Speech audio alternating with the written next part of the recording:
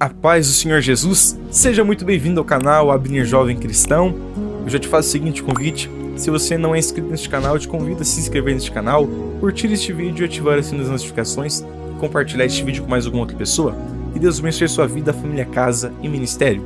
Hoje quero estar trazendo uma palavra que se encontra no livro de 2 Samuel, capítulo de número 9, versículos de número 1, 3 e 4. Que assim a palavra do Senhor vai nos dizendo: E disse Davi: Há ainda alguém que ficasse da casa de Saul, para que lhe faça bem por amor de Jonatas? E disse o rei: Não há ainda algum da casa de Saul, para que use com ele de beneficência de Deus? Então disse Ziba ao rei: Ainda há um filho de Jonatas, aleijado de ambos os pés. E disse-lhe o rei: Onde está? E disse Ziba ao rei: Eis que está em casa de Maquir, filho de Amiel, em Lodebar. Aleluia. Meus queridos irmãos e ouvintes, Davi, bem antes de começar a reinar sobre Israel, havia estabelecido um laço de amizade muito forte com Jonatas, que fora filho de um dos seus maiores inimigos, isto é, um dos maiores perseguidores de Davi, cujo nome fora Saul, que reinou em Israel. Saul se sentia ameaçado pela possível ascensão de Davi ao trono de Israel, ou seja, ele sentia que Davi podia reinar sobre Israel, e por isso tentou matar Davi, um de seus, se não o melhor soldado de Israel. E em um determinado momento, Jonatas, amigo de Davi e filho de Saul, faz uma aliança com a casa de Davi. Jonatas, apesar de ter um pai que sentia tanto ódio de Davi, o amava tanto como amigo, que procurou trazer notícias do que o seu pai falasse a respeito de Davi a Davi, em primeira mão. A palavra diz em 1 Samuel, capítulo de número 20, versículos de número 12 e 14 ao 16. E disse Jonatas a Davi: O Senhor, Deus de Israel, seja testemunha, sondando eu a meu pai amanhã, a estas horas, ou depois de amanhã. E eis que houver coisa favorável para Davi, e eu, então, não enviar a ti, e não te fizer saber, e, se eu, então, ainda viver, porventura, não usarás comigo da beneficência do Senhor, para que não morra? Nem tampouco cortarás da minha casa a tua beneficência eternamente.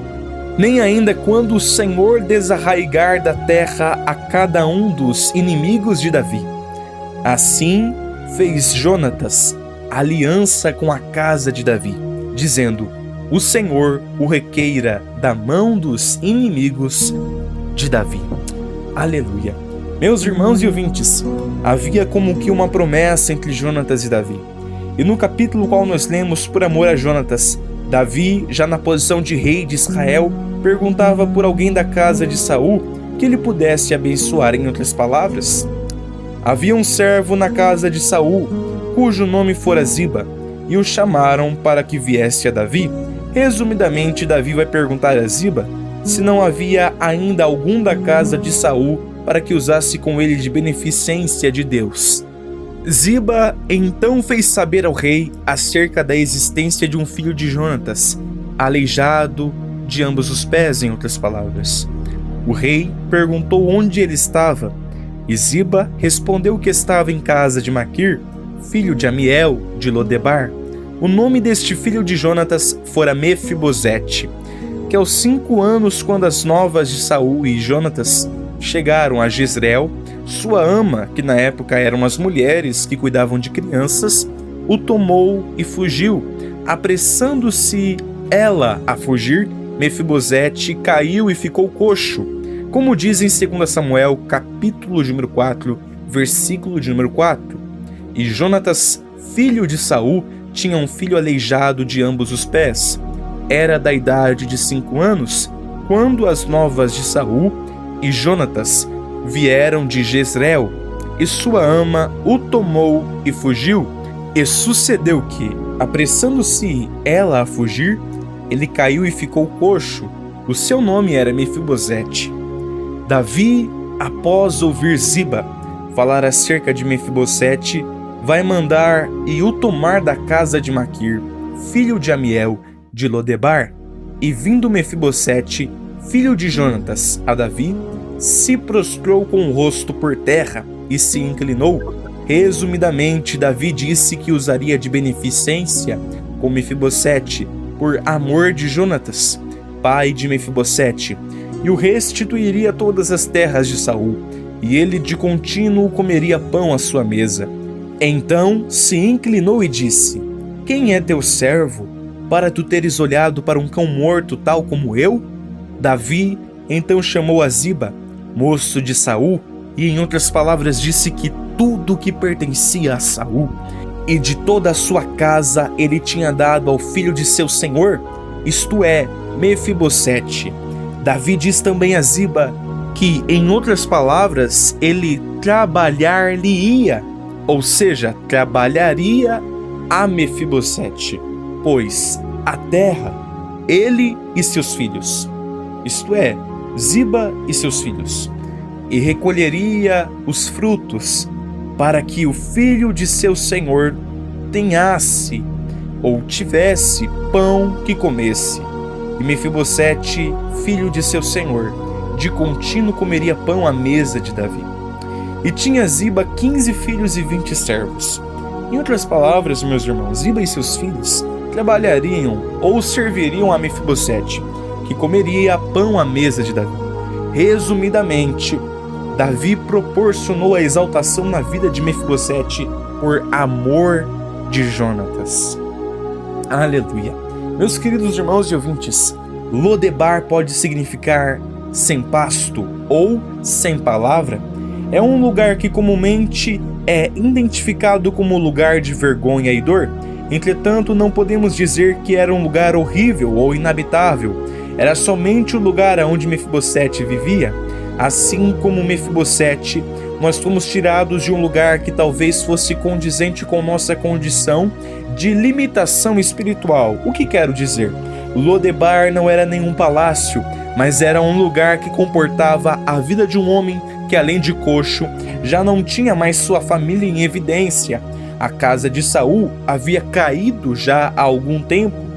E quando Mefibosete se encontrou com Davi e recebeu tal benignidade das mãos do rei, ele reconheceu sua inferioridade e imerecimento para vivenciar tudo aquilo que Davi estava lhe propondo.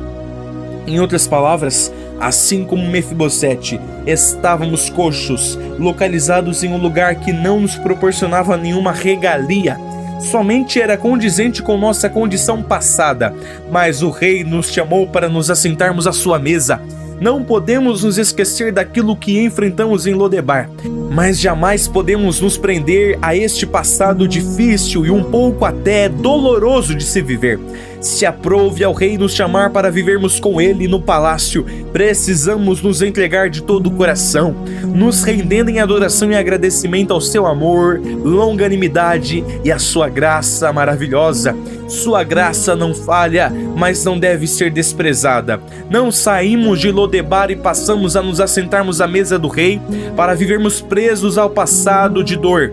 Precisamos valorizar a nova Jerusalém que nos está proposta. Apesar de todas as experiências absorvidas até aqui, nós sabemos quem nos chamou. Não foi por talento, não temos. Não foi por honra própria, antes não possuíamos. Não foi por fama, não temos, e sequer por reconhecimento. Foi por causa dele, porque a sua graça extraordinária que nos alcançou, ainda quando estávamos na condição de pecadores. Daqui para frente, precisamos nos esforçar e nos adequar às etiquetas e às leis que quem vive num palácio deve cumprir à risca.